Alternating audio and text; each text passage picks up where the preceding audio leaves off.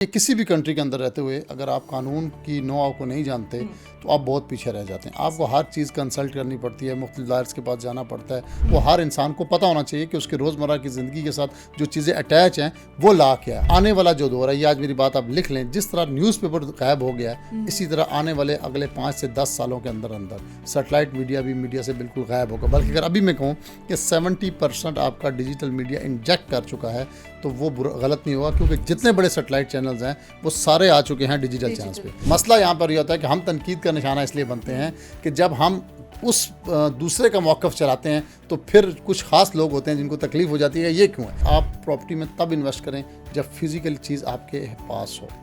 आपने फ़ाइल में इन्वेस्ट नहीं करना, वो चाहे आपको कोई ख्वाब दिखा दे या जो मर्ज़ी कर दे, फ़ाइल कभी ना लें। जिन्होंने वक्त के साथ अपने आप को मॉडिफाई नहीं किया होगा उनके लिए तो मसला बहुत बड़ा होगा। कोर्टों में जाते हैं, नैब के आगे रोते हैं, इतना काम पहले नहीं करते कि जाके रेवेन्यू डिपार्टमेंट से, जाके मुतलका इदारों से वहाँ से चेक कर लें कि यार ये जो बंदा है जिससे हम, या जो कंपनी है जिससे हम डील कर रहे हैं, क्या ये इतनी लैंड रखती भी है। इन प्रॉपर्टीज़ में हाइप इसलिए क्रिएट होगी कि नो डाउट कि ये मलिक साहब के नाम के साथ अटैच थी। तो मेरा ये तमाम नौजवानों को मकसद है कि बेटा जिस दिन तुम कामयाब होगे ना तो ये सब कुछ लोग भूल जाएंगे, वो तुम्हारी कामयाबी को सिर्फ देखेंगे। अस्सलामुअलैकुम everyone, this is me Rushna Zameer and you are watching the Salt Range podcast. उम्मीद है कि आप सब बिल्कुल ठीक ठाक खैर आफियत से होंगे। हम आपकी मुलाकात मुख्तलिफ शख्सियात से करवाते हैं। कभी पॉलिटिशियंस से आपकी मुलाकात होती है, कभी एक्टर्स से मुलाकात होती है, कभी इन्फ्लुएंसर्स से होती है, कभी डॉक्टर्स से होती है। लेकिन आज जिससे मुलाकात करवाने वाले हैं वो बड़ी मुनफरिद सी शख्सियत है। कभी आपने सुना होगा कि डिफरेंट डिजिटल प्लेटफॉर्म्स है, लेकिन पता नहीं चलता कि वो डिजिटल प्लेटफॉर्म्स कौन चला रहे हैं, कैसे चल रहे हैं। टीवी चैनल्स का तो पता चलता है कि टीवी चैनल्स के पीछे सीईओज़ होते हैं, बहुत बड़ी टीम्स होती हैं, लेकिन डिजिटल प्लेटफॉर्म्स कैसे चल रहे हैं, क्योंकि दुनिया आगे बढ़ती जा रही है, तेज़ी से आगे बढ़ती जा रही है। बल्कि हम अक्सर जिक्र करते हैं कि 2x की स्पीड से आगे बढ़ती जा रही है। तो वो जो स्पीड है उसको मेंटेन करने के लिए, बल्कि बाकी दुनिया के साथ साथ चलने के लिए डिजिटलाइजेशन बहुत ज़्यादा ज़रूरी है। और डिजिटलाइजेशन की अहमियत आपको रोज़ बरोज़ पता भी चल रही होगी, क्योंकि जब भी कोई ख़बर आती है, कोई न्यूज़ आती है, कोई नई इन्फॉर्मेशन आती है, तो हमें टीवी चैनल से पहले किसी न किसी डिजिटल प्लेटफॉर्म से पता चल जाती है। चाहे वो ट्विटर यानी एक्स, उससे पता चल जाती है, कभी फेसबुक से पता चलती है, कभी यूट्यूब से पता चलती है, कभी इंस्टाग्राम से पता चलती है। तो ये सब कैसे होता है? ये सारे मल्टीपल प्लेटफॉर्म जो हैं वो एक दूसरे के साथ कनेक्टेड किस तरीके से हैं और किस तरीके से शिफ्ट ऑफ इंफॉर्मेशन हो रहा है, आज इसके ऊपर बात करेंगे। लेकिन साथ साथ एक ट्विस्ट इसमें यह है कि जो शख्सियत आज हमारे साथ मौजूद हैं वो मल्टी टैलेंटेड हैं, लॉयर भी हैं, और इसके साथ साथ जो आजकल आपने हाइप सुनी होगी कि मलिक रियाज की प्रॉपर्टीज़ जो हैं वो नीलामी की तरफ जा रही हैं, तो ख़रीदने वाली जो शख्सियत है आज उनसे आपकी मुलाकात करवाएंगे। मुसव्विर अब्बासी साहब हमारे साथ मौजूद हैं, CEO Azad digital, lawyer by profession and property के बारे में तो आप जानते ही हैं। सर, सबसे पहले बहुत शुक्रिया हमें वक्त देने के लिए। कैसे हैं आप? बहुत अल्लाह का करम, आप सुनाए खैरियत ऑल से? Good, all good. कैसा लग रहा है आज यहाँ पे बैठ के, किसी डिजिटल प्लेटफॉर्म पे बैठ के वो टाइम जब आप सारी स्क्रीन्स को देख रहे होते हैं और फिर वो टाइम जब आप खुद एक स्क्रीन का हिस्सा बने? देखिए, मुझे तो हमेशा बड़ी खुशी होती है कि डिजिटल प्लेटफॉर्म में कोई भी मेहनत कर रहा हो। जैसे मैंने आते साथ आपसे पूछा कि आप कब से ये कर रही हैं, तो ये एक अच्छा सेटअप है और आने वाले वक्त में इसी ही की अहमियत है। बल्कि मैं ये कहूँ कि अगर हम बहुत ज़्यादा लेट हैं तो वो गलत नहीं होगा। हमें बहुत पहले 5-7 साल पहले इस सेटअप में आना चाहिए था और हम बहुत लेट आए। और बहुत खुशी होती है कि जब इसमें कोई भी मेहनत कर रहा होता है, क्योंकि ये स्ट्रगलिंग स्टेज है। इसमें अर्निंग्स और इसमें चीज़ें शुरू में नहीं होती और बड़ा स्ट्रगल करना पड़ता है। तो कोई भी जब इतनी मेहनत करके ऐसा सेटअप लगाता है तो मुझे बड़ी खुशी होती है। और मैं बल्कि अपने तमाम अहबाब को और दोस्तों को, जो भी हमारी कम्युनिटी के लोग हैं, उनको यही कहता हूँ कि इनको प्रमोट किया करें, इनको देखा करें, ताकि इनकी हौसला अफजाई हो। That's great, thank you sir. Sir, मुझे ये बताइएगा, एक तो ये बड़ी डिफरेंट चीज़ें हैं, लॉयर बाय प्रोफेशन, फिर प्रॉपर्टी के बिजनेस में, और उसके बाद आज़ाद डिजिटल जैसा एक प्लेटफॉर्म खोलना, तो ये तीनों का इम्तिजाज कैसे हो? देखें, लॉ जो था ना, बेसिकली तो मेरा जो मदर बिज़नेस है वो रियल इस्टेट ही है और मैं इसी से मुंसलिक हूँ पिछले 20-25 साल से। लॉयर जो हूँ मैं बाय पैशन हूँ, बाय प्रोफेशन नहीं है।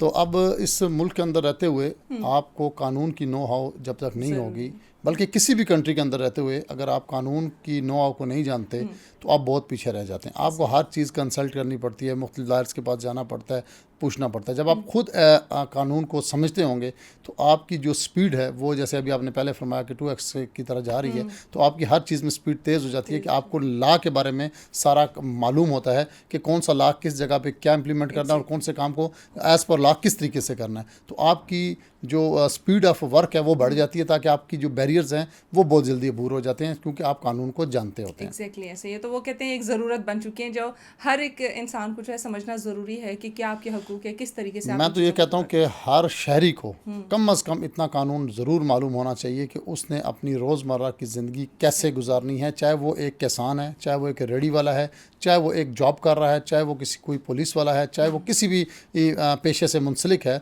उसको अपने बुनियादी राइट्स का और अपनी रोज़मर्रा की आने वाले जो ज़िंदगी में प्रॉब्लम है, आप देखें कि इस मुल्क के अंदर क्या कहीं पर भी ऐसा होता है कि इंसिडेंट कोई हो जाए आपके साथ तो आपको पता ही नहीं होता मैंने क्या करना है। आप रोड पे जा रहे हैं, गाड़ी का एक्सीडेंट होगा, आपको पता ही नहीं है कि मैंने सबसे पहला स्टेप क्या लेना है, इसके बाद मैंने क्या करना है, तो आप बिल्कुल एक ब्लाइंड होते हैं। तो कम अज़ कम इतना जो कानून है वो हर इंसान को पता होना चाहिए कि उसकी रोज़मर्रा की ज़िंदगी के साथ जो चीज़ें अटैच हैं वो लॉ क्या है। हमें तो वो भी नहीं पता होता। एग्जैक्टली हमें अपने हकूक़ का ही नहीं पता, तो आगे हम अपने लिए क्या लड़ेंगे। सर मुझे बताइएगा आज़ाद डिजिटल का जो है कॉन्सेप्ट कैसे माइंड में है? अच्छा, हमारे अभी तक शायद वो एक स्टीरियोटाइप है, या लोग ये समझते हैं कि जब तक आप टीवी की स्क्रीन पे नहीं आए ना तो ना आप पहचाने जाएंगे, ना आपकी वर्थ होगी, ना वैल्यू होगी।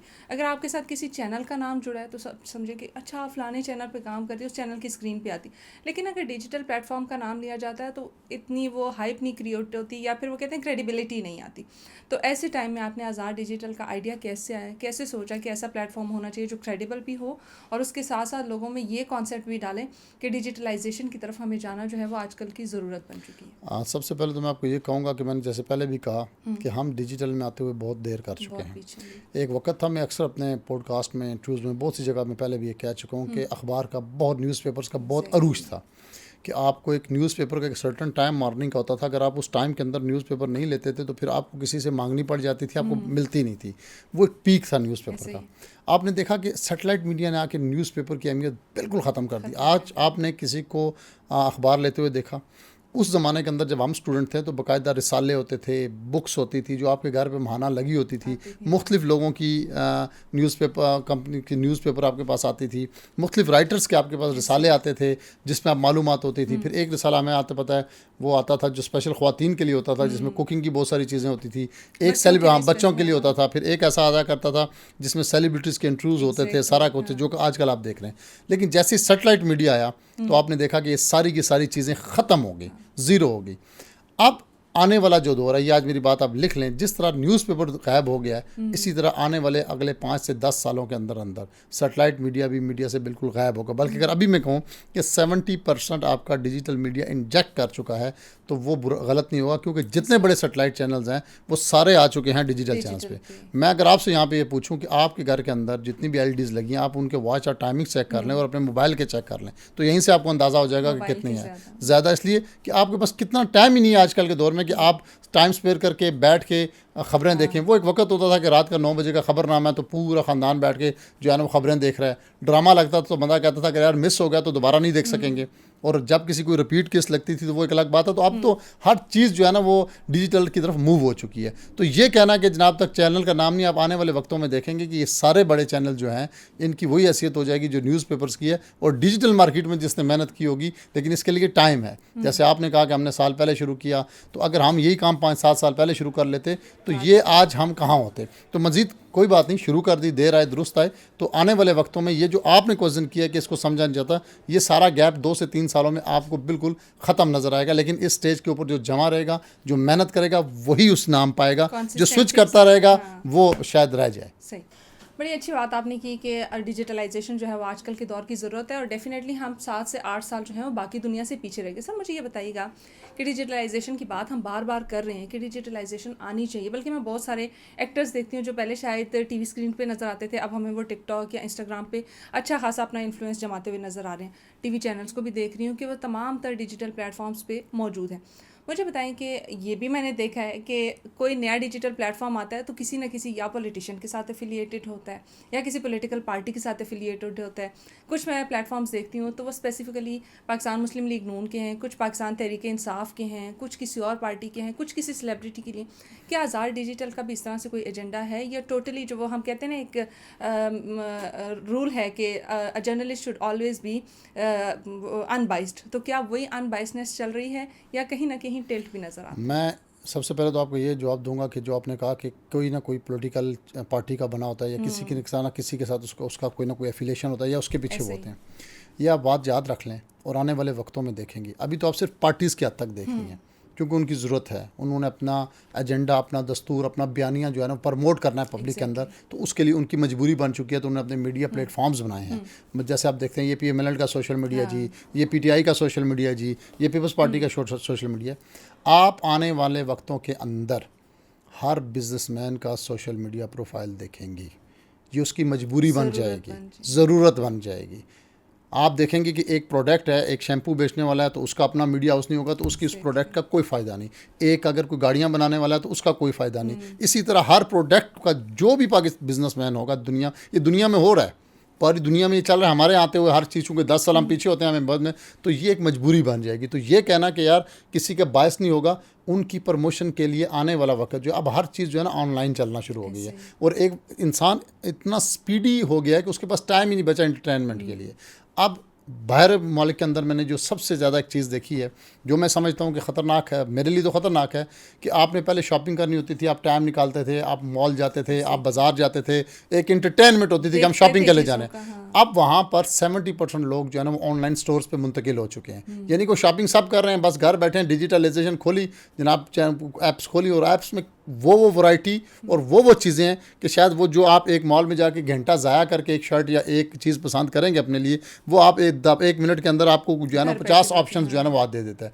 तो मैं वहाँ देख के इस बात पे हैरान हुआ और मैंने ये महसूस किया कि ये जो इतनी बड़ी इंडस्ट्रीज़ और स्पेसेस और पार्किंग इश्यूज़ हो रही है, ये भी ख़त्म हो जाएंगे मुस्तकबिल में क्योंकि डिजिटलाइजेशन आ गई। इसी तरह मैं जब वहाँ बैंकों के अंदर जाता हूँ मोस्टली, तो एक सिक्योरिटी गार्ड बैंक के दरवाजे पे खड़ा होता है जिसका काम होता है सुबह बैंक खोलना और शाम को उसको जो है ना बंद कर देना। जब अंदर जब जाते हैं तो आपको एक भी ह्यूमन बंदा रिसोर्स नज़र नहीं आता, सब डिजिटलाइज है। आपने कैश जमा करनी है, आपने कैश निकलवानी है, आपने कोई भी प्रोसेस करना है। जहाँ पहले बैंक में 10-10 लोग बैठे होते थे, अब वहाँ पे सब मशीन्स लगी हुई हैं, सारा काम जो ऑनलाइन और डिजिटलाइजेशन के ज़रिए हो रहा है। तो डिजिटलाइजेशन जो है ना ये हर चीज़ की बुनियादी ज़रूरत बन जाएगी।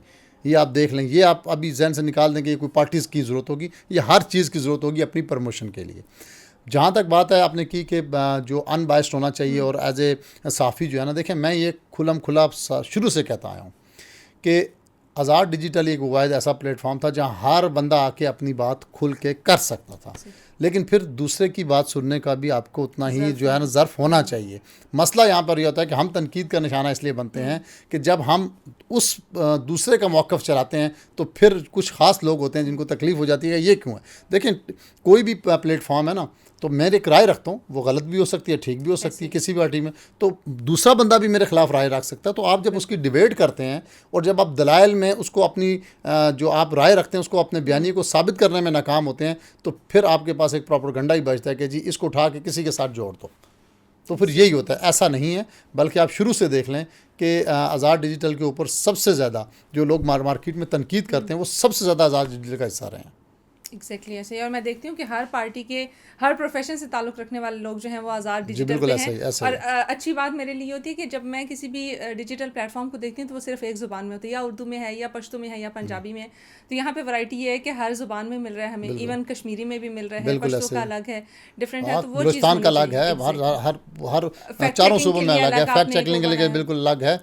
हमारा अभी आगे चाइनीज़ में भी आ रहा है, इंग्लिश में भी आ रहा है, तो हम इसको वर्ल्ड वाइड मुख्तलिफ ज़मानों के अंदर भी इसको जो है ना वो डाइवर्सिटी कर रहे हैं। सर साहब थोड़ी देर पहले जैसे आपने डिजिटलाइजेशन का जिक्र किया और आपने कहा कि पूरी दुनिया इतनी डिजिटलाइज हो गई है कि इंसानों की ज़रूरत जो है वो मुझे अब लगता है कि कम होती जा रही। क्या आपको लगता नहीं है कि ये चीज़ जो है वो हमारे लिए ख़तरा बन जाएगी कि इतने डिजिटलाइज हो जाएंगे कि मुझे शायद कल को यहाँ पे बैठने की ज़रूरत ना पड़े, मेरी जगह यहाँ पे एक रोबोट बैठा हो जो क्वेश्चनिंग कर रहा है और सब कुछ। लेकिन आप ये ना समझें कि इंसान की ज़रूरत बढ़ जाएगी। किन इंसानों की?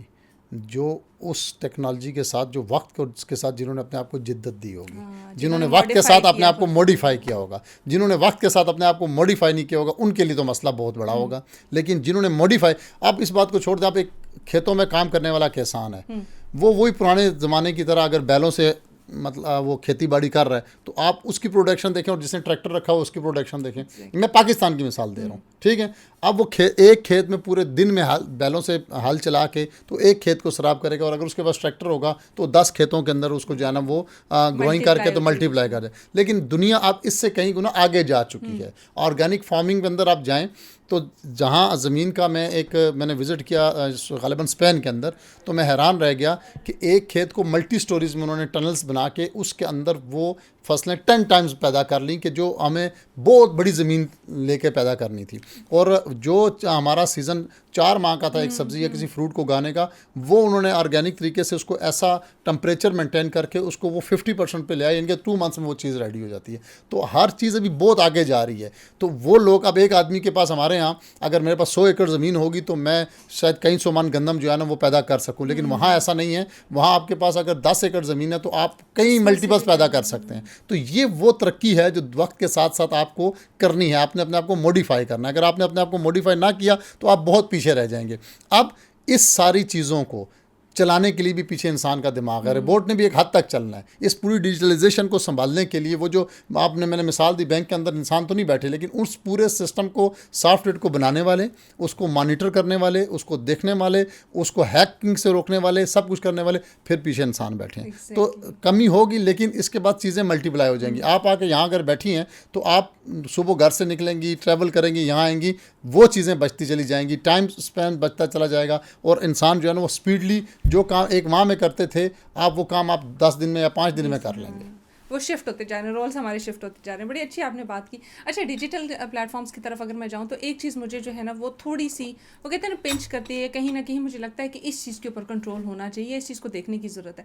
अब अगर मैं किसी चैनल की बात करूँ या मुख्तलिफ चैनल्स की बात करूँ, तो उसके लिए पैमरा जैसी अथॉरिटी मौजूद है जो फिल्ट्रेशन करती है, देखती है कि क्या खबर जो है वो जानी चाहिए किसी चैनल पर, क्या नहीं जानी चाहिए, और किस तरीके से ऐसा कॉन्टेंट होना चाहिए जो एक फैमिली कॉन्टेंट हो। यानी अगर बच्चा भी बैठ के देख रहा है तो उसके लिए भी सूटेबल है, कोई बूढ़ा देख रहा है, कोई जवान देख रहा है, खातून लड़की कोई भी देख रहा है तो उसके लिए सूटेबल है।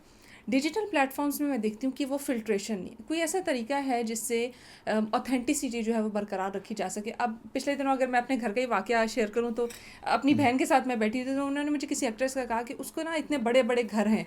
मैंने कहा मैंने तो कभी सोचा नहीं। मैंने तो उनका अभी पिछले दिनों एक इंटरव्यू देखा, तो उन्होंने कहा मैं तो रेंट के घर पे रह रही हूँ। फिर उन्होंने मुझे यूट्यूब पे एक वीडियो दिखाई जिसका थंबनेल था कि फलानी एक्ट्रेस जो है वो उसके इतने करोड़ों के घर हैं। तो फिर उनको ना थोड़ा समझाने में टाइम लगा कि नहीं, ये इस तरह से नहीं है, ये सिर्फ व्यूज़ गेन करने के लिए। क्या कोई ऐसा प्रोसेस होना चाहिए जिसमें डिजिटल प्लेटफॉर्म्स को भी फिल्ट्रेशन के थ्रू गुजर के और एक ऑथेंटिक न्यूज़ देने के काबिल एक लिहाज से तो ये मैं कहता हूँ बहुत अच्छा है कि कोई ऐसा प्लेटफॉर्म नहीं है जिसमें आपने कहा सहाफ़त कि उसके ऊपर जो है ना बायस ना हो, क्योंकि फिर बहुत सारी चीज़ें आ जाती हैं कि आप ये चला सकते हैं, ये नहीं। देखिए एक लिहाज से तो बहुत अच्छा है कि आज़ादी सहाफ़त है। अब ये एज ए नेशन अगर हम लोग हमारी अगर उस तरह की तरबियत हुई हो तो हमें ख़ुद ख्याल करना चाहिए कि कौन सी चीज़ें अखलाक के दायरे में हैं या कौन सी नहीं है। अगर ये जो आप बात कर रही हैं इसकी आवाज़ बुलंद करना शुरू हो गए तो फिर सैटेलाइट चैनल्स की तरह बहुत सी चीज़ें आप पर भी सेंसर होना शुरू हो जाएंगी। तो ये आप शुक्र अदा करें कि अभी तक इसकी तवज्जो किसी की तरफ नहीं है, तो ये तवज्जो ना ही दिले। हाँ, अब इसके अंदर जो इसका पॉजिटिव इम्पैक्ट कम है, नेगेटिव बहुत ज़्यादा है। अब देखें इसके ऊपर बेहयाई का जो मामला है, अब इसके अंदर जो बाकी चीज़ें हैं और बहुत सारी ऐसी चीज़ें हैं जो अब्यूज़िव लैंग्वेज यूज़ होती है, नौजवान बच्चे और जो वो चीज़ें हैं वो ऐसी हैं जो ख़राब मतलब मुआशरा ख़राब हो रहा है, उसके लिए ज़रूर होना चाहिए। लेकिन एज ए नेशन देखें ना, अगर किसी की बेटी बैठी है, किसी का बेटा बैठा है या कोई और बंदा बैठा है, तो उसको भी तो तरबियत का अमल देखना चाहिए ना कि यार मैं क्या कर रहा हूँ और इसका क्या इम्पैक्ट हो। लेकिन ये एक तरबियती अमल ज़रूरी है और इसके लिए ज़रूर मैं समझता हूँ कोई ना कोई जो है ना अथॉरिटी होनी चाहिए जो इन चीज़ों को देखे कि क्या चलना चाहिए क्या नहीं चलना चाहिए। वो कहते हैं बेसिक एथिक्स है ना, जब आपको जर्नलिज्म सिखाया जा रहा है तो उसमें ये भी सिखाया जाना चाहिए कि आप अगर एक जर्नलिस्ट बन रहे हैं तो सिर्फ ये नहीं कि आपके पास एक फ़ोन है या कैमरा है या माइक है उसका इस्तेमाल किया जाए, लेकिन उसका इस्तेमाल पॉजिटिवली कैसे करना है वो चीज़ें भी आपको सिखाई जानी चाहिए। अच्छा सर, मुझे ये बताइए, आप थोड़ा हम शिफ्ट होते हैं दूसरे टॉपिक की तरफ, क्योंकि हमने डिजिटलाइजेशन के ऊपर काफ़ी बात करी। मुझे थोड़ा डरा भी दिया आपने कि दुनिया में जो है ना डिजिटलाइजेशन इतनी हो रही है कि इंसान कहीं ना कहीं वहाँ पे कॉम्प्रोमाइज़ हो रहे हैं, लेकिन रोल्स शिफ्ट होते जा रहे हैं। तो अगर हम उस दौड़ में शामिल ना हुए तो पीछे रह जाएंगे। थोड़ा सा जाते हैं अब रियल स्टेट की जाने। रियल स्टेट में एक कॉन्सेप्ट जो मैं काफ़ी अरसे से सुनती आ रही हूँ, या शायद कह लूँ 4-5 साल से सुनती आ रही हूँ, वो ये है प्रॉपर्टी डाउनफॉल की तरफ जा रही है। प्रॉपर्टी लेना जो है वो नुकसान है, अगर आप प्रॉपर्टी में इन्वेस्ट करते हैं तो आपको फ़ायदा नहीं होगा। क्या ये सिर्फ मिथ्स हैं, या फिर वो कहते हैं ना सुनी सुनाई बातें हैं, या मैं बोलूँ कि झूठी बातें हैं, या फिर इसमें कोई सच्चाई भी मौजूद? नहीं, ये बिल्कुल बात ठीक है। कोई भी बिजनेस है ना, उसकी जो बुनियादी असूल है ना, जिसमें आपने इन्वेस्ट करना है, वो आपने ये देखना होता है कि डिमांड एंड सप्लाई। अगर आप उस फार्मूले को समझ गए ना, तो फिर आप किसी भी बिजनेस के अंदर जो है ना वो लॉस में नहीं जाते। अब एक है कि आपके मुल्क के अंदर रियल एस्टेट की कितनी ज़रूरत है। हमारे यहाँ चलती है भीड़ चाल। हाँ, कोई भी आप काम शुरू कर लेना, ज़रा सा आप उसमें देखेंगे ना, तो पूरी दुनिया उसी कारोबार के पीछे भाग पड़ती है। जिससे क्या होता है, डिमांड कम होती है, सप्लाई बहुत ज़्यादा आ जाती है, तो उससे फिर मार्केट डाउन होना शुरू हो जाती है। अगर एक बिज़नेस है, उसकी डिमांड और सप्लाई इक्वल भी रहेंगे तो वो चलता रहता है। अब इससे बचने का बैलेंस रियल एस्टेट में क्या है कि आपने वहाँ इन्वेस्ट करना है और वो चीज़ लेनी है जहाँ, सबसे पहले मैं ये कहूँगा कि आप प्रॉपर्टी में तब इन्वेस्ट करें जब फिज़िकल चीज़ आपके पास हो। आपने फाइल में इन्वेस्ट नहीं करना। वो चाहे आपको कोई ख्वाब दिखा दे या जो मर्ज़ी कर दे, फाइल कभी ना लें। आपने प्लॉट लेना है तो आप ऑन ग्राउंड डेवलप मौजूद है तो वो ले लें। घर लेना है तो जो डेवलप्ड है वो ले लें। यानी कि जो असूल हैं उनके मुताबिक रहें। अब जैसे कि मैं इस्लामाबाद की मिसाल दूं, तो जैसे जैसे इस्लामाबाद शहर फैल रहा है, अब इस तरफ आप देखें, ये DHA रवात तक होते होते बैरिया टाउन, DHA से होते रवात तक पहुंच गया इस्लामाबाद। इधर जाएँ तो मरी के आधे तक टच हो गया। यहाँ से तो अब टेक्सला तक इस्लामाबाद जो है ना, वो एक तरफ से, मैं बाउंड्रीज़ की बात कर रहा हूँ। तो जिस तरफ शहर फैल रहा है ना, आप उनके साथ मुल्हिका रहेंगे तो आप बढ़ते रहेंगे। अब मैं यहाँ से उठ के 50 किलोमीटर दूर चक्री चला जाऊँ, यहाँ से उठ के मैं कुछ 100 किलोमीटर दूर जाके एक सोसाइटी बना लूँ और वहाँ लोग एक फाइल ले लूँ जहाँ भी 50 साल बाद भी आबादी नहीं होनी, तो उसने डूबना ही है। क्योंकि एक ह्यूमन नेचर है ना कि आप वो चीज़ नहीं अभी पाकिस्तान में आई कि आप शहर जो है ना 100 किलोमीटर बाद जाके शहर बना लेते हैं, लेकिन उसमें सारी फैसिलिटीज़ दे देते हैं, दुनिया वहाँ मूव हो जाती है। वहाँ वो स्कूल्स दे देते हैं, वहाँ एजुकेशन हॉस्पिटल्स होते हैं, सब कुछ होता है। हमारा एक सोसाइटी बनती है किसी गाँव में, किसी दूर दराज इलाके में, और वहाँ पे लोगों से करोड़ों अरबों रुपया ले लिया जाता है, वक्ती तौर पे एक बूम क्रिएट किया जाता है, दुनिया उसके पीछे भाग जाती है। और यही पाकिस्तान में हुआ है कि आपकी एक्सेस से दूर जगहों के ऊपर प्रोजेक्ट सोसाइटीज़ लॉन्च की गई और उन पर अरबों रुपया लोगों ने इन्वेस्ट किया, और वो सिर्फ फाइल के हद तक रह गए। और सारे, क्योंकि उनकी लोगों की ज़रूरत नहीं है, वहाँ किसी रहना नहीं है।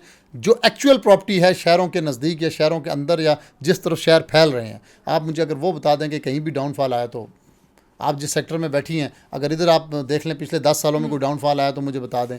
इसी तरह जो ज़रूरत की चीज़ें, जहाँ जहाँ आबादी मौजूद है, जहाँ सहूलियात मौजूद हैं, जहाँ से शहर के अंदर जो है ना एक्सेस मौजूद है, अगर उधर कोई आपको डाउनफॉल नज़र आए तो मुझे बता दें। ऐसा नहीं है। क्यों? ये वो एरियाज़ हैं जहाँ लोगों की ज़रूरत है।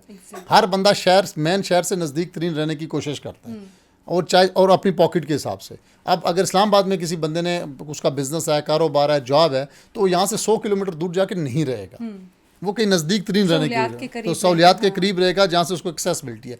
तो ये जो हाउसिंग सोसाइटीज़ का प्रोजेक्ट जो बाहर के इलाकों में आया और अरबों रुपया लोगों में इसमें गया, ये आप इसमें वाकई ही लोगों को अभी रिकवरी करते हुए, या आई डोंट नो, पता नहीं कितने साल चाहिए, लेकिन जो प्रॉपर्टी शहरों के अंदर है, जो शहरों के नज़दीक है, जो रियल है, जिसका एक्चुअल हर चीज़ मौजूद है, उसके अंदर किसी किस्म का कोई डाउनफॉल नहीं। सर साहब, सोसाइटीज़ के कॉन्सेप्ट को आप किस तरह से देखते हैं? मैं देखती हूँ हर नए रोज़ जो है ना कहीं पे हाउसिंग सोसाइटी बन रही है और लोग धड़ाधड़ वहाँ पे फाइल्स ख़रीद रहे, ये जाने बगैर कि वहाँ पे प्लॉट्स इतने मौजूद हैं या ज़मीन की उतनी वाफिर मिकदार मौजूद है जितनी फाइल्स ली जा रही हैं। यानी ये जो कॉन्सेप्ट बन रही है, एक तरह से मुझे शायद ये अच्छा भी लगता है कि एक ही सोसाइटी में आपको स्कूल भी मिल जाएगा, हॉस्पिटल भी मिल जाएगा, ग्रॉसरी स्टोर्स भी मिल जाएंगे, सब कुछ जो है वो एक कॉम्पैक्ट जगह पे जो है ना आपको सब कुछ मिल जाएगा।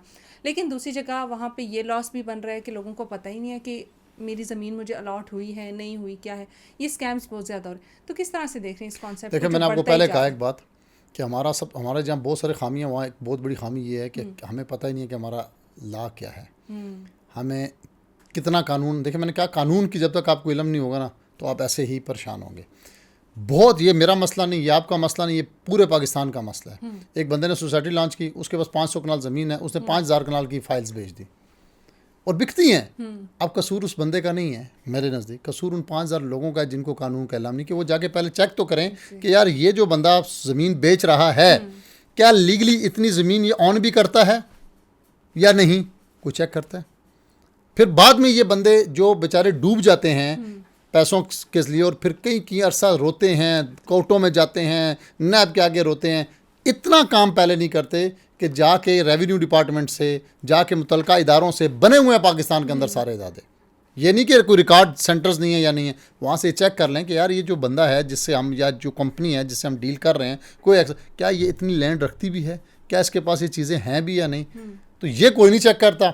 बाद में फिर बेचारे 10-10, 15-15 साल अदालतों में मिलता भी कुछ नहीं है। तो ये सारी कमज़ोरी और गलती आवाम की है, उन लोगों की नहीं है, उन स्कैमर्स की नहीं है जो स्कैम करते हैं। ये उस आवाम की है जो लालच के चक्कर में जो है ना इस में पड़ते हैं। और ये इंसान की फितरत है, वो देखें शुरू हो जाता है। जैसे अभी आप देखें पूरी दुनिया के अंदर पाकिस्तान जो है वो तीसरे नंबर पे बिटकॉइन की सबसे बड़ी जो है, क्रिप्टो करेंसी की सबसे बड़ी जो है वो बन गई है मार्केट। क्यों?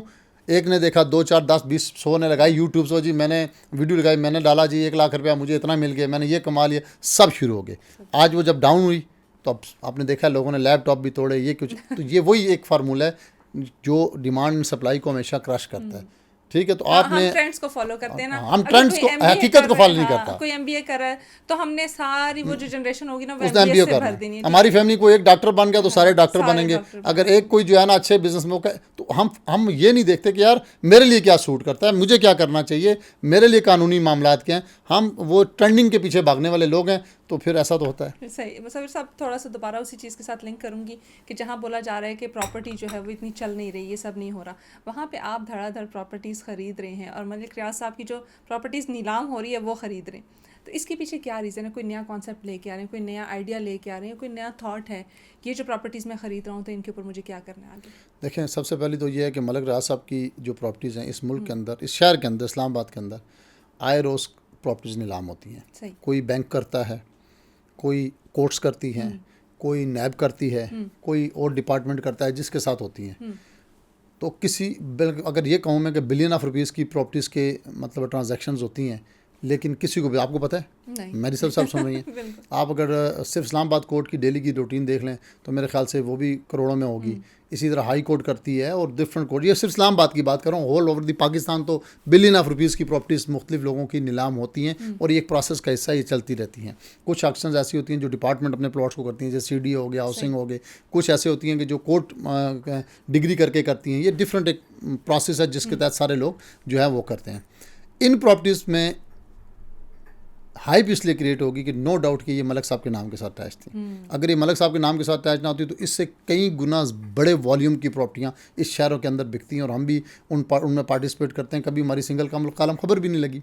तो ये जिस शख्सियत की हैं, नो डाउट उस शख्सियत ने एक बहुत बड़ा काम किया पाकिस्तान के अंदर। उस शख्सियत ने पाकिस्तान को ये बताया है कि हाउ टू मेक कॉलोनीज़, कैसे रहने का सलीका सिखाया है, बनाते कैसे हैं। वरना तो हम तो वही लोग थे कि वो 18 फुट या 15 फुट गली बनाए, कच्ची नाली फेंक और उस पर घर बनाए। पाकिस्तान में तो यही ट्रेंड था। आज से 20-20 साल पहले आप चले जाएं तो क्या था, यही कुछ था। एक जब इस्लामाबाद बना तो लोगों ने कहा यार वाह बहुत अच्छा डेवलप किया, लेकिन मलिक रियाज साहब ने आके पाकिस्तान को ये बताया कि कॉलोनियाँ कैसे बनाई जाती हैं और वेल ऑर्गेनाइज। फिर नो डाउट कि उनका एक पावर कॉरिडोर्स के अंदर भी बहुत ज़्यादा जो है वो रहा मामला। तो इसमें कोई इतनी बड़ी बात नहीं, जस्ट एक बिजनेस डील है।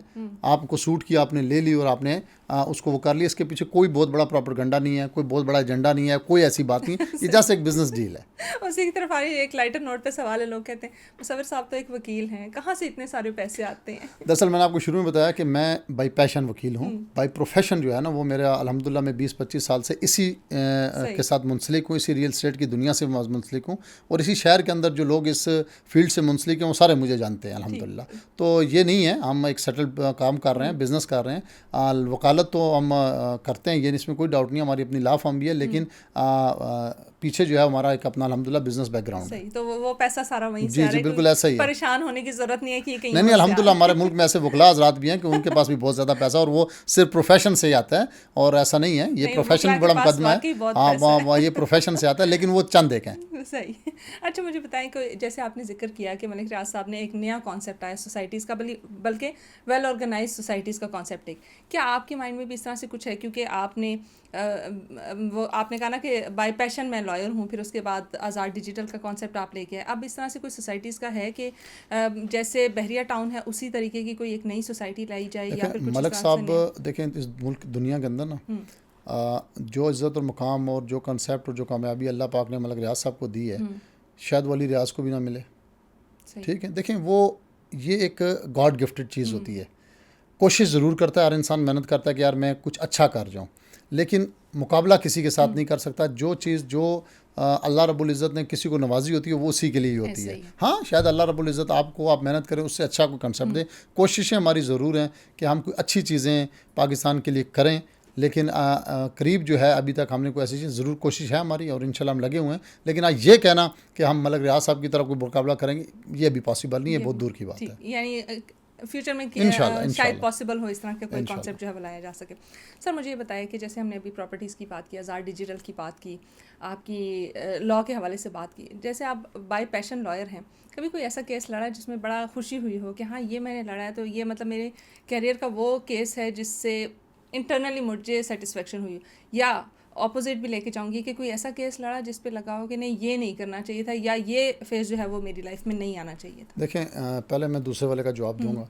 जिस भी केस में आपके पास लूप होल्स हो जाएं और जहां आप, मैं समझता हूं कि लॉ के अंदर बंदा सीखता तब है जब शिकस्त खाता है, हाँ, क्योंकि फिर वो उस पर देखता है कि यार इस जगह मुझसे गलती हुई, इस जगह गलती हुई, मुझे ये नहीं करना चाहिए था।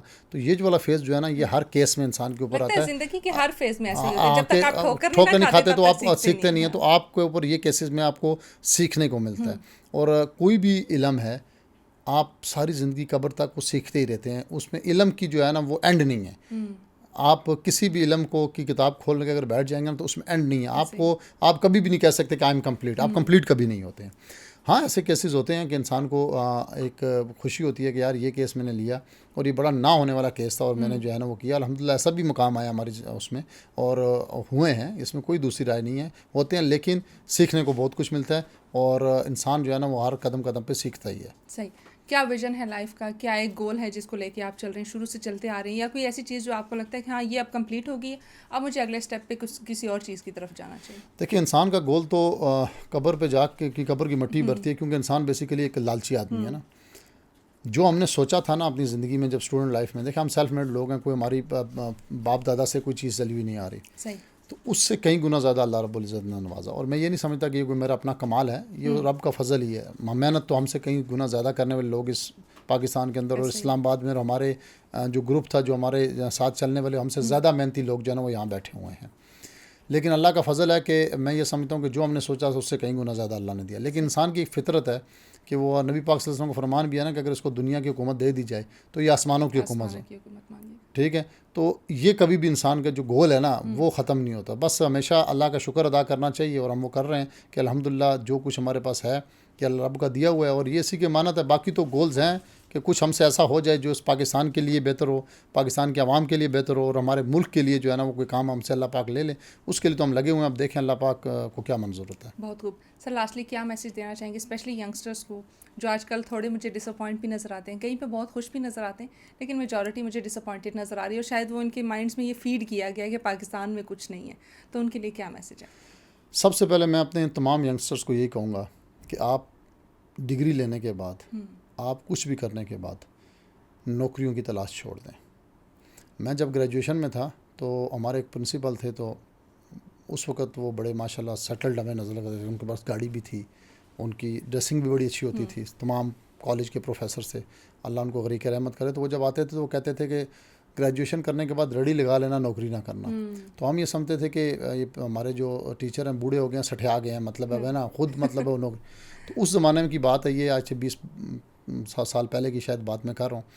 तो वो कहते थे ग्रेजुएशन कर लेना और उसके बाद रेडी लगा लेना, नौकरी ना करना। और अपनी मिसाल देते थे कि मुझे 32 साल हो गए नौकरी करते हुए, और वो हमारे कॉलेज के प्रिंसिपल भी थे। तो वो कहते थे कि देखो मैं आज तक अपना घर नहीं बना सका। मैं सुबह यहाँ आके कॉलेज में पढ़ाता हूँ, शाम को मैं प्राइवेट कॉलेज में और ट्यूशन पढ़ाता हूँ। तो उस ज़माने में रवात से DHA का नाम लेना ऐसे था जैसे आप किसी जंगल में जा रहे हैं। 20-30 साल पहले तो उसका था। तो उन्होंने कहा कि मैंने इतनी दूर जो है ना वो एक प्लॉट लिया है, और उस वक्त शायद 5-6 लाख रुपए उन्होंने कीमत बताई, कि वो कह रहे थे कि अभी भी उसकी किस्तें हैं जो मैं परेशानी से देता हूँ, मुझे पता नहीं मैं कैसे दूँगा।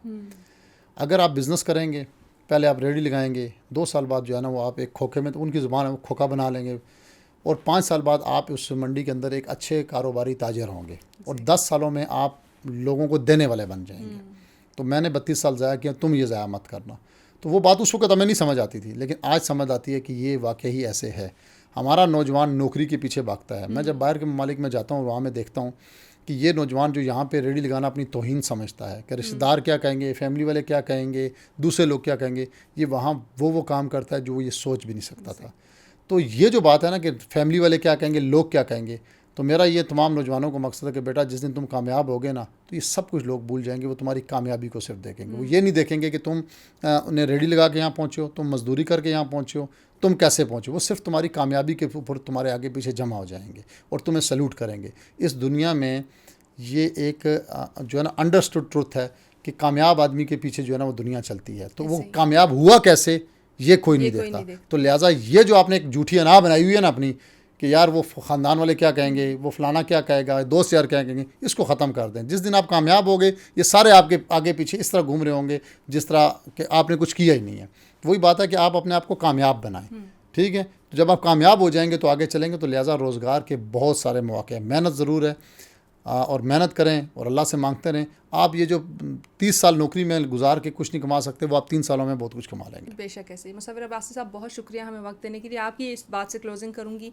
कहते हैं ना कि 4 लोग क्या करेंगे, तो वो 4 लोग जो है ना कुछ करते हैं ना वो कुछ कहते हैं। जब आप कामयाब हो जाते हैं तो यही 4 लोग बैठ के आपके लिए तालियां बजाते हैं। तो वो तालियों का शोर इतना होना चाहिए कि वो 4 लोगों ने क्या कहा वो आपको बिल्कुल सुनाई ना दे। तो आगे बढ़ते जाएँ, खुश रहें, खुशियाँ बांटें और दूसरों को भी खुश रहने दें। TSR के लिए हमें अपना फीडबैक देना बिल्कुल भी ना भूलिएगा। हमारे फेसबुक, यूट्यूब, टिकटॉक जितने भी हमारे प्लेटफॉर्म्स हैं उनके कमेंट सेक्शन में या मैसेज बॉक्स सेक्शन में आप अपना फीडबैक दे सकते हैं। गेस्ट के लिए अगर कोई सजेशंस हो तो वो भी ज़रूर दीजिएगा। Once again sir, thank you so much हमें वक्त देने के लिए। मुझे, मेरी टीम को और बिलखसूस पाकिस्तान को दुआ में याद रखिएगा। अल्लाह हाफ़िज़।